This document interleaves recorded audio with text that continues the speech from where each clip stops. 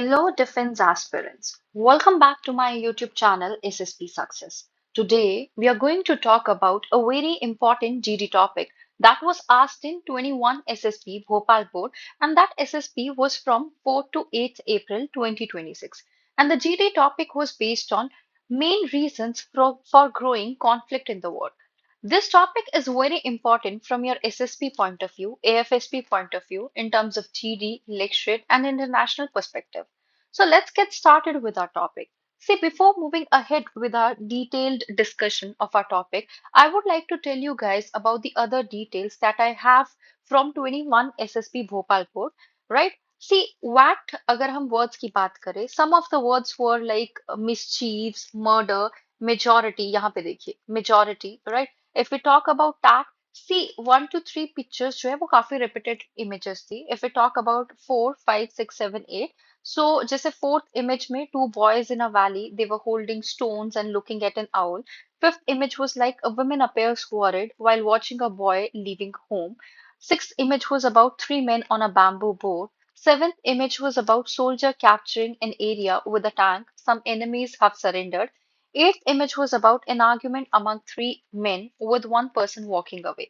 Now, if we talk about the GD topic, the first one was based on what is the main reason for growing conflict. देखो यही topic हम इस video में cover करने वाले हैं. The reasons were security dilemma, resources, hegemony. And the second GD topic was based on main reasons for unemployment. Is it education? Is it lack of opportunities? Or is it other reason? Right? सी देखो हमारे आपको पता भी है हमारी lecture and GD की booklet जो कि एवरी मंथ अपडेट की जाती है as per the GD topics and lecture topics जो वेरियस बोर्ड्स में पूछे गए हैं. तो अगर कंपाइल्ड वर्जन आपको चाहिए you can contact us on our Telegram channel. Now let's move ahead with our GD topic that we are going to discuss today, जो कि बहुत इंपॉर्टेंट जीडी टॉपिक है और वो पूछा भी गया है अभी बोर्ड में. Main reason for growing conflict in the world, is it security, is it resources, is it hegemony. देखो अगर इंट्रोडक्शन से शुरू करें या मैं आपको बताऊं, हमेशा आप जब भी अपना जीडी शुरू करो तो एटलीस्ट एक लाइन तो इंट्रो बोलो एंड देन फिर आप अपनी लीड पे आओ, राइट? देखो आज के ग्लोबल सिनेरियो में कॉन्फ्लिक्ट्स काफी रैपिडली बढ़ रहे हैं.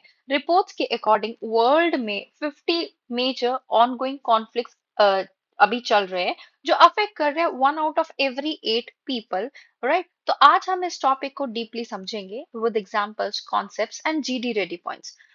ओके, देखो आज का वर्ल्ड ऑर्डर एक मल्टीपोलर सिस्टम की तरफ शिफ्ट हो रहा है जहां एक सिंगल सुपर पावर नहीं बल्कि मल्टीपल कंट्रीज इन्फ्लुएंस के लिए compete कर रही है. इसके वजह से क्या हो रहा है, इसकी वजह से जियोपॉलिटिकल टेंशंस बढ़ रही है, रिसोर्सेज में आपके कॉम्पिटिशंस देखने को मिलता है और ट्रेडिशनल वॉर्स के साथ हाइब्रिड वॉरफेयर भी देखने को मिल रही है. अब अगर मैं आपको बता दूं हाइब्रिड वॉरफेयर का मतलब है क्या, cyber attacks, economic pressure, information warfare, मतलब वॉर सिर्फ बैटलफील्ड तक लिमिटेड नहीं रही है. अब हम सबसे पहली लीड पर आ जाते हैं जो कि बेस्ड है सिक्योरिटी डिलेमा. देखो यहाँ एक इंपॉर्टेंट कॉन्सेप्ट आता है सिक्योरिटी डिलेमा का, और वो है क्या, यहाँ पे देखिए आप, यहाँ पे वो है क्या. सिंपल लैंग्वेज में अगर मैं आपको बताऊं, जब एक कंट्री अपनी सिक्योरिटी बढ़ाने के लिए मिलिट्री स्ट्रेंथन करती है तो दूसरी कंट्रीज उसको थ्रेट समझ लेती है. रिजल्ट्स क्या होते हैं उसके, यहाँ पे देखिए, mistrust, arm race, conflicts, right? Even if no state seeks war, right?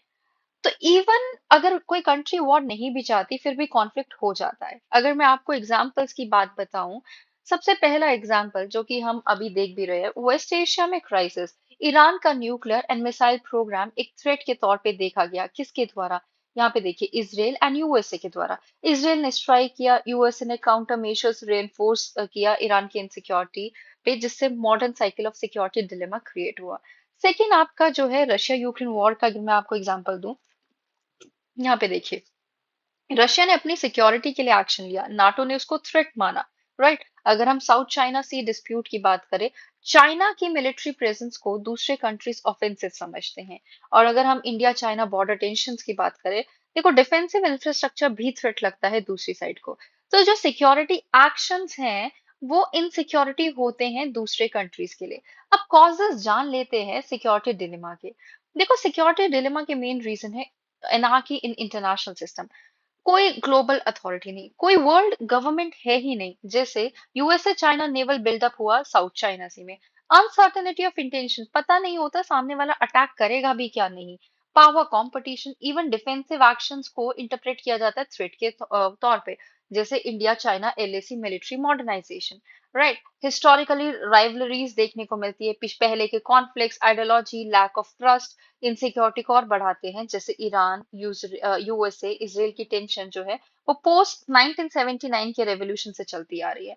Then we have internal threats also, ethnic unrest, civil wars, failed states, even non-state actors जो है वो क्या करते हैं, सिक्योरिटी की कैलकुलेशन को कॉम्प्लिकेट करते हैं। एग्जाम्पल, तालिबान टेक ओवर हुआ अफगानिस्तान, तालिबान ने टेक ओवर किया अफगानिस्तान को 2021 में, जिससे regional security of course effect हुई है।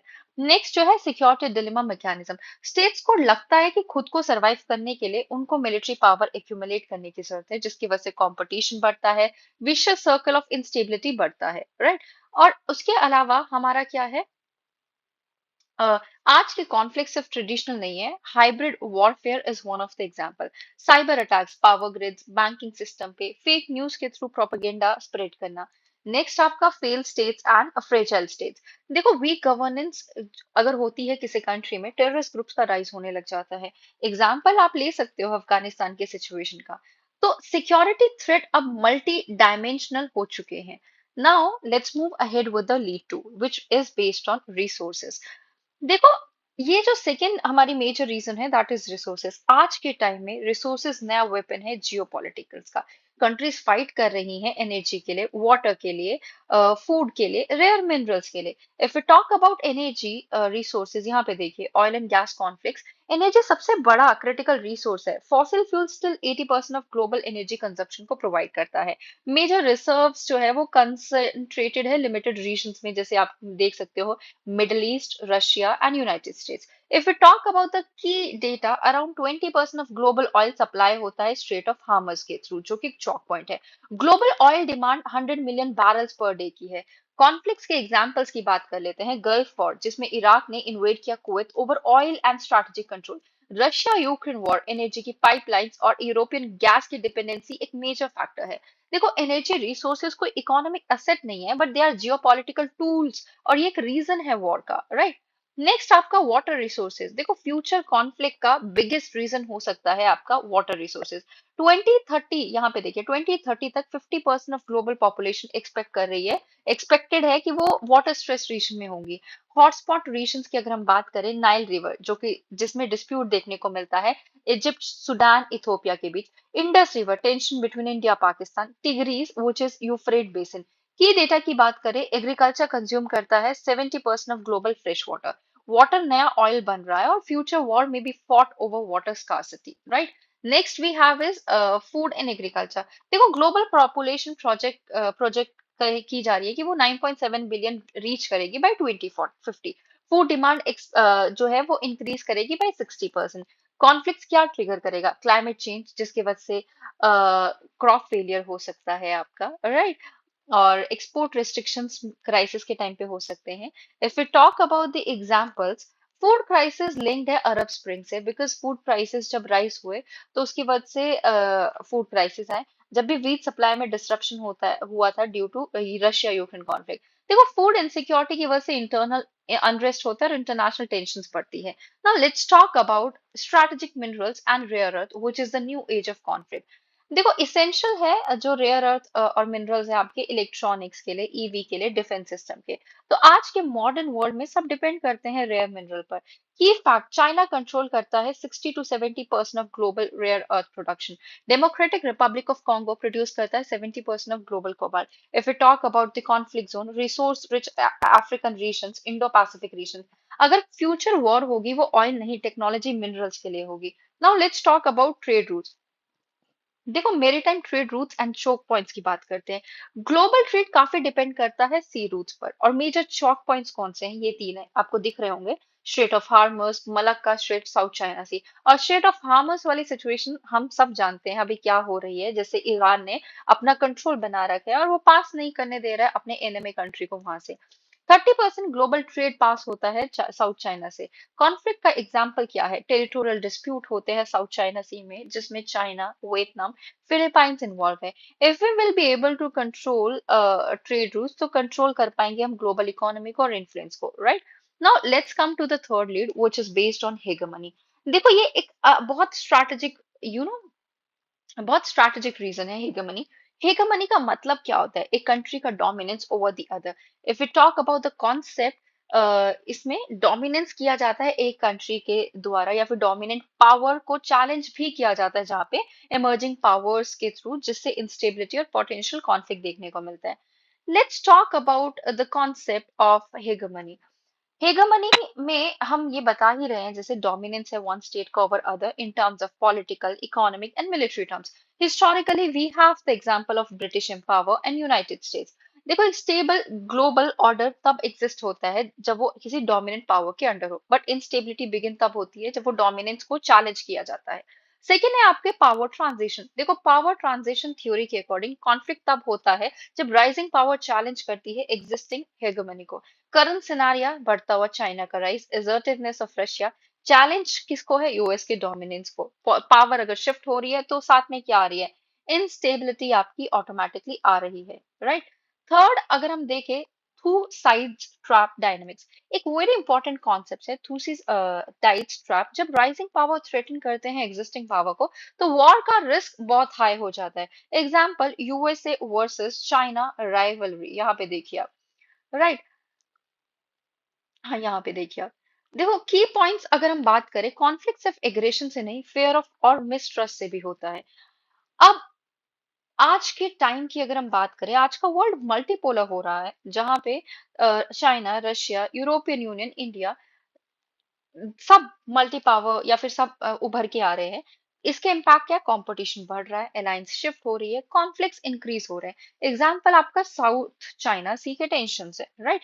नेक्स्ट जो है आपका, that is about new geopolitical hotspot. New conflict zone emerge हो रहे हैं, जैसे आइस मेल्ट हो रही है आर्कटिक रीजन में, रिसोर्सेज का एक्सेस होना, न्यू ट्रेड रूट्स निकल के आना, compete कर रही है कंट्रीज आपस में, यूएसए, रशिया, चाइना। देखो climate change plus power politics is equal to new politics, right? तो ये जो पावर ट्रांजिशन देखने को मिल रहा है, that is related to with resource competition and climate change, जिसकी वजह से नए कॉन्फ्लिक्ट जोन भी आपके क्रिएट हो रहे हैं। तो हम कंक्लूजन की बात करते हैं। देखो ग्लोबल कॉन्फ्लिक्ट्स के मेन रीजन है security dilemma, resource competition, hegemony, power struggle. Means तीनों ही लीड इक्वली इंपॉर्टेंट है। आपको आपका जीडी टॉपिक इस अकॉर्डिंग चूज करना चाहिए जिसपे आपको ज्यादा कंटेंट याद आ रहा हो आपके एक्चुअल एसएसबी के टाइम पे। इनका सॉल्यूशन क्या है? इनका सॉल्यूशन है, देखो, डिप्लोमेसी, राइट, कॉपरेशन, राइट, उसके अलावा स्ट्रॉन्ग ग्लोबल इंस्टीट्यूशन। देखो dialogue over dominance is the only way to ensure global stability. So guys, अगर आपको ये वीडियो हेल्पफुल लगी हो तो प्लीज लाइक कीजिए, शेयर कीजिए, सब्सक्राइब कीजिए हमारे चैनल एसएसबी सक्सेस को। अगर आपको ऐसे ही लेटेस्ट जीडी टॉपिक्स के लिए जीडी टॉपिक्स चाहिए तो जुड़े रहिए हमारे साथ। Thank you everyone, thank you, जय हिंद।